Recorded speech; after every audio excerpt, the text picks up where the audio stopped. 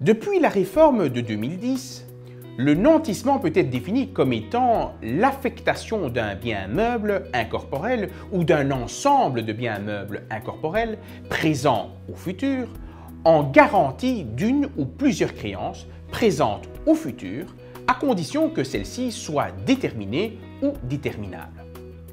Ainsi, les biens pouvant faire l'objet d'un nantissement sont les suivants: les créances, le compte bancaire, les droits d'associés et valeurs mobilières, les comptes de titres financiers, les droits de propriété intellectuelle et le fonds de commerce.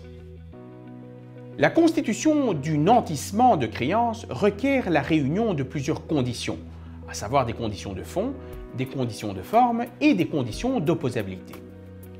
Le nantissement de créances, pour être valablement constitué, sera tout d'abord soumis à des conditions de fond. Celles-ci ont trait à la créance nantie et à la créance garantie. Le nantissement de créances porte sur une ou plusieurs créances, actuelles ou futures. L'abandon de la remise de la chose comme condition de validité du nantissement permet en effet la constitution de nantissement portant sur des créances futures. Par créance future, il y a lieu d'entendre les créances déjà nées, mais à terme, et les créances à naître, c'est-à-dire résultant d'un acte ou d'un fait juridique non encore survenu. Aucune exigence n'est requise quant à la nature de la ou des créances nanties. En effet, toutes les créances peuvent être nanties. Elles peuvent être contractuelles ou délictuelles, civiles ou commerciales, et même d'origine étrangère. Il en est de même pour les créances garanties. La qualité du créancier ou du débiteur n'a pas d'importance. Par ailleurs, les créances garanties peuvent également être futures, à condition toutefois qu'elles soient déterminées ou à tout le moins déterminables. Outre ces conditions de fond, le nantissement de créances requiert, à peine de nullité, la rédaction d'un écrit. Cet écrit peut tantôt être conclu sous seing privé ou par acte authentique, auquel cas il aura date certaine. Il doit en outre décrire là où les créances garanties, de même que celles nanties ou, si elles sont futures, les éléments de nature à permettre leur individualisation, comme l'indication du débiteur, le lieu du paiement, le montant des créances ou leur évaluation et leur échéance.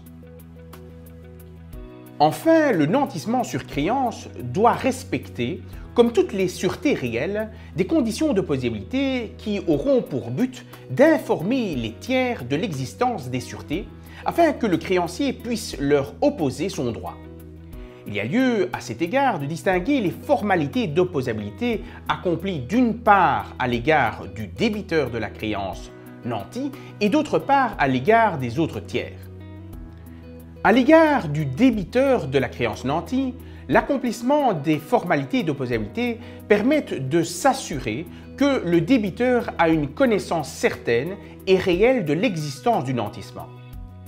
Pour que le nantissement lui soit opposable, le débiteur devra recevoir une notification de l'acte ou devra y intervenir. Une notification intervenue par simple lettre suffit. À l'égard des autres tiers créanciers du constituant, le nantissement leur est rendu opposable à dater de son inscription au RCCM, c'est-à-dire le registre du commerce et du crédit mobilier, conformément aux modalités régies par le droit commun des inscriptions des sûretés immobilières au RCCM.